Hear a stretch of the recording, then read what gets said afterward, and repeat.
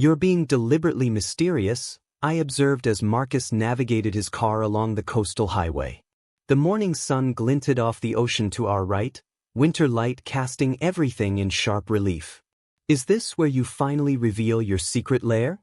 "If I had a secret lair, do you really think I'd still be living in campus housing?" he countered, eyes on the winding road ahead.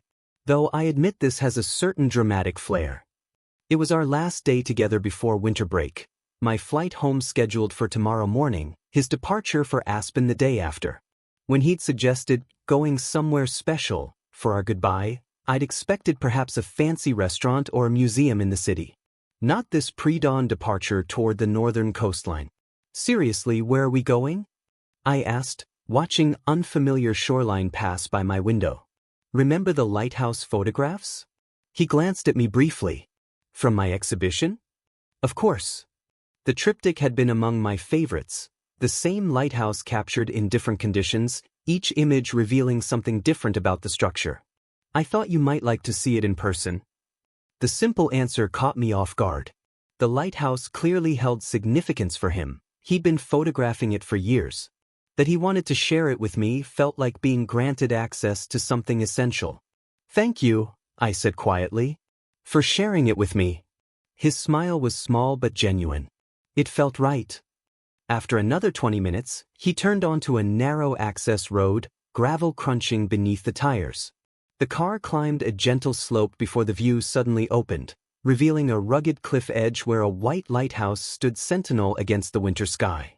"It's exactly like your photographs," I said as we parked, "but also completely different." "That's the challenge of photography," Marcus nodded, retrieving his camera bag from the back seat. "Capturing something accurately while acknowledging you're only showing one perspective of infinite possibilities." We approached the structure slowly, as if entering sacred space. Up close, the lighthouse showed its age more clearly, paint weathered by salt air, metal fixtures tarnished to verdigris, stone foundation worn smooth by decades of coastal storms. Yet it retained undeniable dignity, its purpose evident in every architectural choice. "It's been decommissioned for almost 15 years, Marcus explained, retrieving a key from his pocket. "The Historical Society manages it now. My father donated to the Preservation Fund, so we have access." The metal door creaked open, revealing a circular staircase winding upward through the lighthouse's core. Sunlight filtered through windows at irregular intervals, creating alternating bands of light and shadow as we ascended. "I found this place during my first year," Marcus said, voice echoing slightly in the confined space. "I was supposed to be shooting landscapes for an assignment but kept getting drawn back to this structure instead. Something about it just resonated." The staircase ended at a small landing with another door. When Marcus pushed it open, winter sunlight flooded in, momentarily blinding after the dim interior. We stepped out onto the observation deck that circled the lighthouse's uppermost level, wind immediately tugging at our clothes and hair. The view stole my breath. 360 degrees of coastline, ocean stretching endlessly toward the horizon, inland hills rising green and gold in the distance. Below, waves crashed against the cliff base, their rhythm primal and constant. "Worth the mystery drive?" Marcus asked, watching my reaction. "Absolutely." I moved to the railing, letting the sensory experience wash over me, the salt air, the wind's bite, the sun's weak winter warmth, the endless visual canvas in every direction. Marcus set up his tripod, movements practiced and efficient as he attached his camera and began composing shots. I watched him work, struck by how he seemed most fully himself in these moments. Focused, present, uninhibited by self-consciousness or expectations. "Try it," he said suddenly, offering me the camera. "See what you'd frame." I accepted hesitantly. "I'll probably mess up your settings." "Settings can be adjusted. Perspective is what matters." With careful hands, I raised the viewfinder to my eye, the world instantly transforming into a framed composition.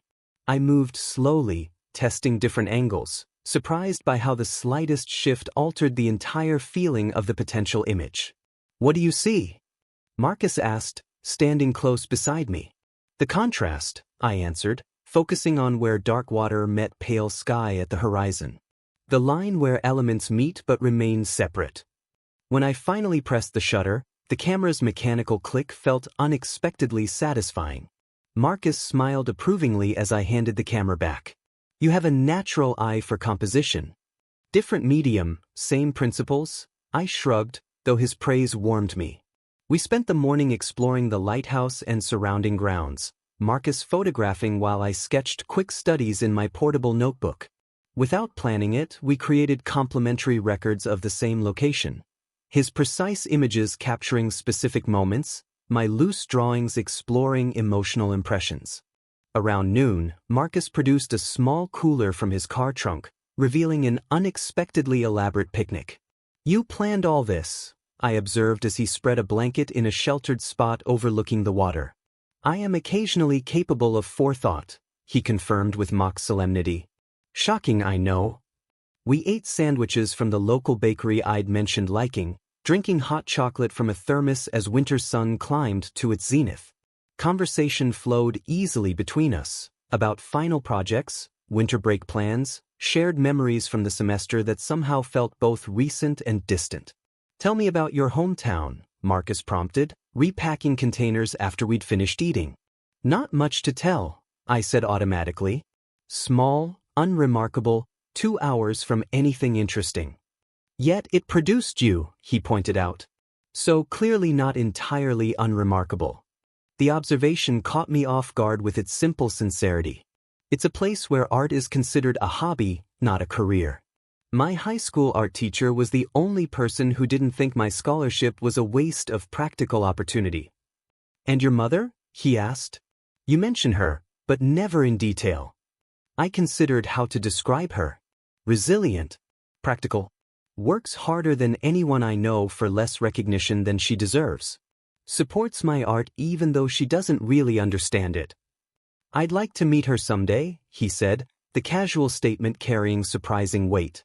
She'd like you, I said honestly, though she'd probably tell embarrassing childhood stories within 5 minutes of meeting you. Even better. The easy presumption of future plans hung between us, neither examined nor dismissed, just accepted as possibility. It struck me then how naturally we'd fallen into this connection, how spaces that once seemed uncrossable had become shared territory. As afternoon shadows lengthened, we returned to the lighthouse interior. Marcus led me to a small room at the base that I'd missed during our initial exploration. The keeper's quarters, he explained, switching on a battery-powered lantern that illuminated the simple space. Someone, Marcus, I realized, had converted it to a tiny studio. A folding table held photographic equipment, prints hung from a makeshift clothesline, and a small heater warded off the winter chill. Your secret workspace, I observed, examining prints hanging to dry. They were studies of the lighthouse at different times, dawn, dusk, stormy weather, clear days, each capturing a distinct mood while maintaining the structure's fundamental character. I come here when I need perspective, he admitted. When campus feels too crowded or expectations too heavy. And you've never shown anyone else? I asked, understanding the significance of this shared confidence. Just Tyler, once. And now you. He moved to a weathered cabinet in the corner, retrieving something wrapped in soft cloth. Which brings me to this. He held out the bundle, unexpected nervousness in his expression. It's not exactly a traditional gift, but I wanted you to have something before break. I unwrapped the cloth carefully, revealing a camera, not new and sleek like Marcus's professional equipment, but a beautifully maintained vintage model with obvious character. My first serious camera, he explained. A Pentax K1000. Completely mechanical, no fancy electronics. It teaches you to see differently, to consider each shot carefully because film is limited and you can't immediately check results. I stared at the camera, understanding washing over me. This wasn't just an object but a piece of his history, his development as an artist. Marcus, I can't? You can, he interrupted gently. I want you to have it. To see yourself and your world through a different lens. His expression grew slightly embarrassed. That sounded less metaphorical in my head. It's perfect, I said, running my fingers over the textured body. But why? I'm not a photographer. You're an artist who works with perspective and visual narrative, he countered. Different tools access different creative pathways. Besides, his voice softened, I like the idea of you carrying a piece of me during break. The sentiment struck deeper than I expected. I don't have anything for you. You don't need to, he assured me. It's not an exchange. But it was, in ways neither of us fully articulated. He'd given me access to his private space, a piece of his history, a new way of seeing. What could I possibly offer in return that held equivalent meaning? As if reading my thoughts, he moved closer, one hand lifting to trace my jawline with gentle fingers. Your perspective, how you see the world, how you see me, is gift enough. When he kissed me, it felt different from our previous exchanges, deeper, with an edge of urgency that acknowledged our impending separation. My hands found the familiar contours of his shoulders, solid and real beneath winter layers.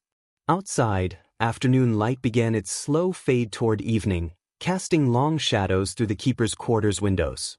Within our sheltered space, time seemed simultaneously suspended and acutely present, each moment distinct yet flowing into the next like the waves against the cliffside below. Later, as weak winter sun dipped toward the horizon, we returned to the observation deck to watch its descent. Marcus stood behind me, arms wrapped around my waist as ocean and sky transformed through a palette of impossible colors. Neither of us spoke, the moment requiring no verbal embellishment. When he finally broke the silence, his breath warmed my ear against the cooling air. I have a confession. Sounds ominous, I murmured, not turning around. Not ominous, he clarified. Just difficult. He paused, arms tightening slightly around me. My doctor wants to adjust my medication protocol during break. The current regimen isn't managing symptoms as effectively as before. I turned in his arms, studying his face in the fading light. Is it serious? Potentially, he admitted, rare vulnerability evident in his expression. It means more appointments, possibly stronger medications with more significant side effects. Why didn't you tell me sooner? I asked softly. Today was supposed to be perfect, he said simply. I didn't want my health issues overshadowing it. The honesty of his answer struck me with particular force given my own withheld secret, the financial crisis that might prevent my return next semester. How easily I could share this burden now, create balanced vulnerability between us. The words formed in my mind but stalled before reaching my lips. Will you be okay in Aspen? I asked instead. With your father? I'll manage, he assured me. Dad's actually reasonably supportive about health matters in his own way. It's the only area where he doesn't push unreasonable expectations. Promise you'll tell me if things change? If it gets worse?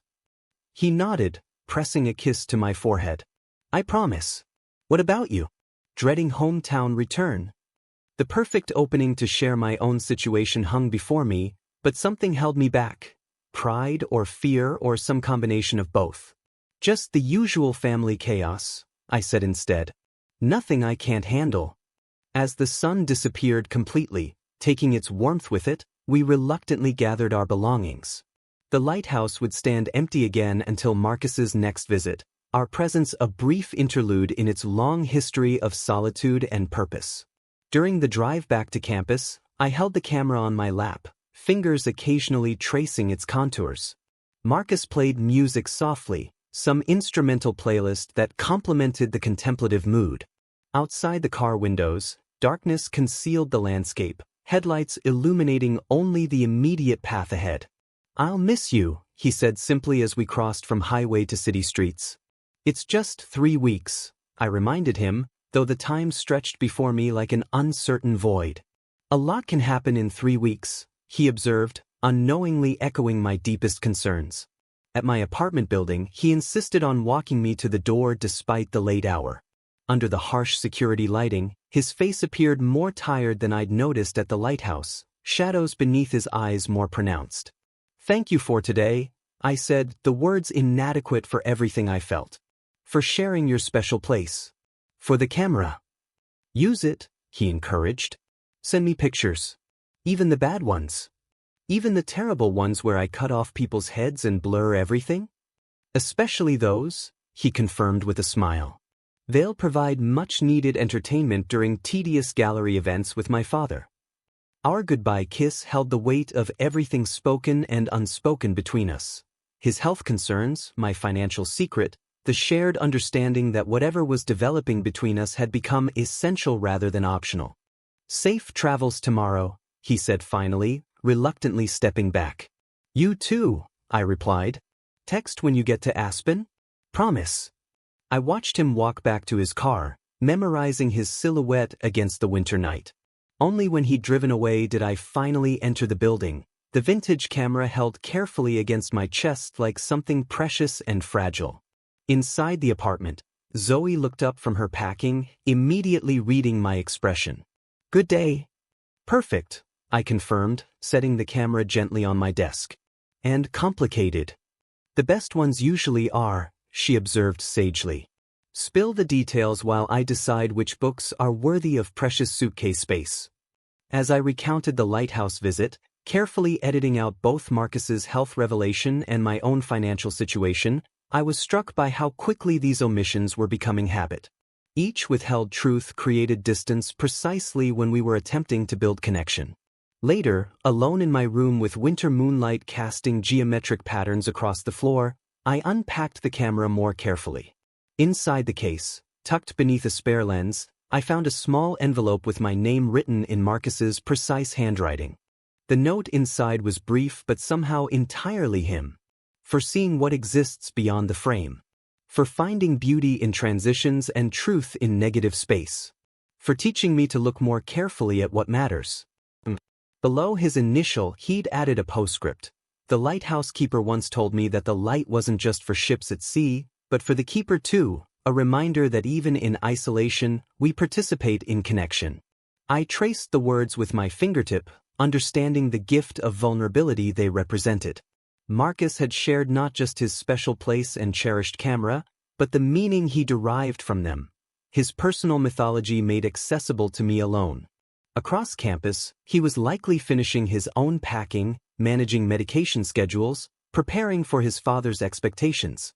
Meanwhile, I sat surrounded by belongings I might not return with after break, university life I might have to abandon due to financial reality. Yet despite these shadows, the day's perfect moments remained intact. The lighthouse standing sentinel in winter light, Marcus's hands gentle on the camera as he showed me how to focus, the horizon where ocean met sky in perfect equilibrium. Whatever uncertainties awaited after our 3-week separation, these images were now permanently developed in my memory, not idealized but authentic, imperfect but essential. Like the lighthouse photographs Marcus had created over years of returning to the same subject, our story was capturing different conditions of the same fundamental truth, that some connections, once formed, remain even when temporarily obscured by shadow or distance.